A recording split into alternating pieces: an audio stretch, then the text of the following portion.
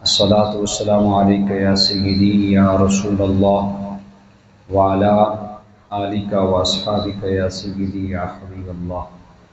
الصلاۃ والسلام علیک یا سیدی یا مکین قلوب المؤمنین۔ الصلاۃ والسلام علیک یا سیدی یا رحمۃ للعالمین۔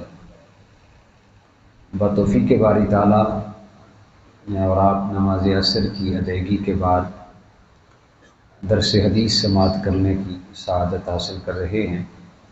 اللہ تعالی ہم سب کو قرآن و سنت کا فہم نصیب فرمائے، اس کے ابلاغ اور اس کی تبلیغ کی توفیقات کے نور سے ہم سب کو مالا مال فرمائے۔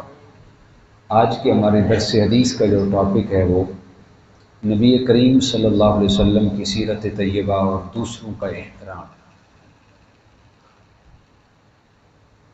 حضور رسالت مآب صلی اللہ علیہ وسلم کی معاشرتی زندگی کی ایک اہم خصوصیت یہ تھی کہ آپ نے دوسروں کا احترام کیا، اور اسی تعلیم سے حضور رسالت مآب صلی اللہ علیہ وسلم نے اپنے غلاموں کو بھی مزین فرمایا۔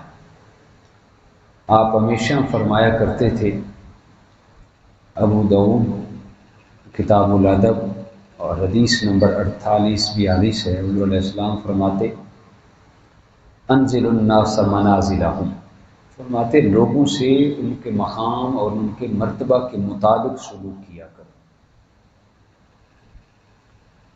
یعنی تمام لوگوں کو ایک ہی لاٹھی میں نہیں ہانکنا چاہیے، بلکہ حسب مراتب انسان کو جس مرتبے اور جس قد کاٹ کا سامنے والا متصف ہے اس کے مطابق اس سے حسن سلوک کرنا چاہیے۔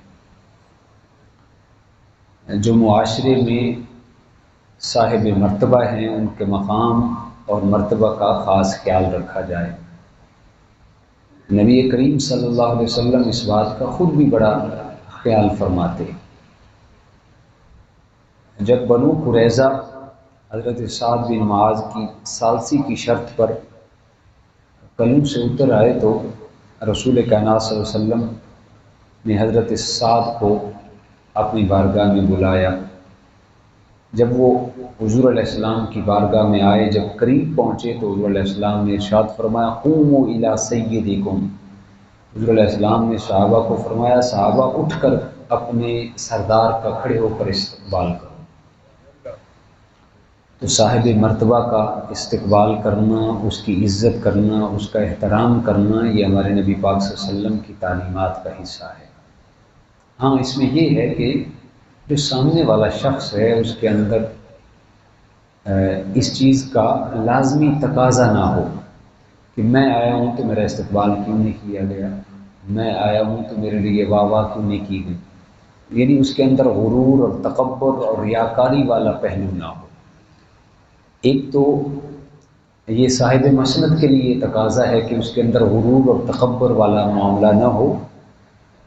اس کے علاوہ جو سامعین ہوتے ہیں یا جو صاحب سیادت کے ماتحت ہوتے ہیں ان کے لیے حضور علیہ السلام کی تعلیم اور آپ کا اسوہ یہی ہے کہ صاحب مرتبہ کا ادب اور احترام کرنا جو ہے یہ لازمی حصہ ہے۔ یہ بھی حضور علیہ السلام کا فرمان ذیشان ہے۔ فرمایا ان من اجلال اللہ اکرام ذی الشیبۃ المسلم وحامل القرآن غیر الغالی فیہ والجافی عنہ واکرام ذی السلطان المقصر۔ حضور علیہ السلام فرماتے بلا شبہ بوڑھے مسلمان اور صاحب قرآن جو اس میں غلو وغیرہ سے بچتا ہو، اسی طرح عادل حکمران کی عزت کرنا یہ اللہ کی عزت کرنا ہے، یعنی صاحب مرتبہ شخص بوڑھے شخص کی، اسی طرح عالم دین کی، اسی طرح حافظ قرآن کی، اسی طرح عادل حکمران کی عزت کرنا یہ دراصل اس کی عزت نہیں ہے، در حقیقت میں یہ اللہ کی عزت ہے۔ جو شخص جوانی میں مسلمان ہوا اور اسلام پر ہی اس کا بڑھاپا آیا تو فرمایا اللہ کے نزدیک وہ بہت معزز و مکرم ہے، اور اسلامی معاشرے میں اس کو وقار دیا جانا ایک لازمی جزو ہے۔ اسی طرح حامل قرآن یعنی حافظ صاحب ہوں، قاری صاحب ہوں، مفسر قرآن ہو، یا اسی طرح شرعی حدود کی پابندی کرنے والا شخص ہو، تو اس کی عزت بھی قوم پر فرض ہے۔ اسی طرح عادل حکمران کو بھی اعزاز اور اکرام دیا جانا ضروری ہے، اور صاحب عزت لوگوں کی عزت اور تکریم نہ کرنے کی حضور علیہ السلام نے بڑی سخت وعید ارشاد فرمائی۔ نبی کریم صلی اللہ علیہ وسلم کا ارشاد پاک ہے، فرمایا لیس منا ولم یعکر کبیرنا۔ مسند امام احمد بن حنبل کی یہ روایت ہے، حدیث نمبر ہے 2329۔ حضور علیہ السلام نے فرمایا لیس منا من لم یعکر کبیرنا، فرمایا جس نے بڑوں کی تعظیم و توقیر نہیں کی، فرمایا وہ ہم میں سے نہیں ہے۔ تو رسالت پاک صلی اللہ علیہ وسلم نے بڑوں کی تعظیم اور تکریم کرنے اور انہیں اپنے آپ پر ترجیح دینے کا عملی نمونہ پیش کیا۔ ایسا نہیں کہ صرف اپنی زبان دل نواز سے حضور علیہ السلام نے ارشادات عطا فرما دیے، نہیں، بلکہ اس پہ عمل کر کے دکھایا۔ حضرت ابو امامہ روایت کرتے ہیں کہ ایک دفعہ نبی علیہ السلام ابو بکر، حضرت عمر، جناب حضرت ابو عبیدہ اور دیگر صحابہ کی ایک جماعت کے ساتھ تشریف فرما تھے۔ آپ کی خدمت میں ایک پیالہ پیش کیا گیا، وہ دودھ کا تھا یا پانی کا تھا، واللہ عالم۔ پیالہ پیش کیا گیا جس میں پینے کی کوئی چیز تھی، تو آپ نے وہ پیالہ جناب حضرت ابو عبیدہ رضی اللہ تعالیٰ عنہ کو دیا اور فرمایا اشرب، فرمایا اس سے پیو۔